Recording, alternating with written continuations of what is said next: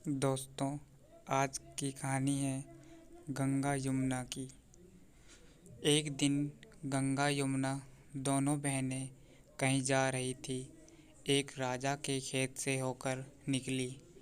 यमुना ने जौ के 12 दाने तोड़ लिए। गंगा बोली, बहन तूने ये क्या किया? तुझे तो प्रायश्चित लग गया। यमुना बोली, दोष परिहार के लिए मुझे क्या करना चाहिए? गंगा ने कहा, अब तुझे 12 वर्ष इस राजा के यहाँ दासी बनकर रहना होगा। यह कहकर गंगा चली गई। यमुना राजा के यहाँ पहुँची और कहा, मैं तुम्हारे यहाँ काम करना चाहती हूँ। रानी ने पूछा, तुम मेरे यहाँ क्या काम करना चाहती हो? यमुना बोली, बस 4 काम छोड़कर बाकी सब कुछ करूँगी। रानी ने पूछा, कौन से 4 काम?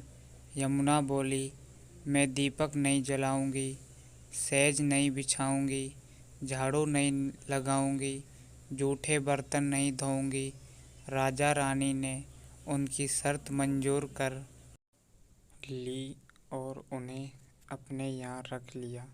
इस प्रकार 12 वर्ष यमुना राजा के यहाँ रही। 12वें वर्ष प्रयाग में कुंभ पड़ा। राजा रानी कुंभ स्नान को चले गए। यमुना ने एक सोने का टका उन्हें दिया और कहा, त्रिवेणी में नहाने लगना।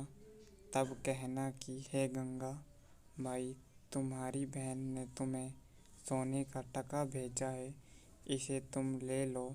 अगर गोरी गोरी बाहियाँ और हरी हरी चूड़ियों वाला हाथ गंगा जल में से ऊपर निकले, तब समझ जाना कि यही मेरी बहन है। उनके हाथ में टका रख देना और जो वह कहे सो सुन लेना। राजा रानी ने वैसा ही किया। जब गोरी गोरी बाहियाँ, हरी हरी चूड़ियों वाला हाथ गंगा जल से बाहर निकला तो उन्होंने उन हाथों में टका धर दिया। तब आवाज़ आई कि मेरी बहन यमुना से कह देना उसके 12 वर्ष पूरे हो गए, अब वह आ जाए। कुंभ स्नान करके जब यह लोग वापस घर आए तो यमुना से उसकी बहन का संदेश कहा सुनते ही यमुना वहीं से सहस्त्रधारा होकर बह चली। अब तो इन राजा और रानी को बहुत दुख हुआ कि हमने यमुना जी से काम कराया। उनकी तो नींद भूख हर गई, खाट पाटी लेकर पड़े रहे।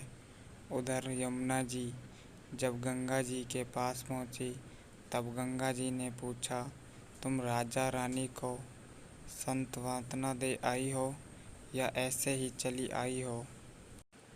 यमुना जी ने कहा, मैंने तो उन्हें कुछ नहीं कहा।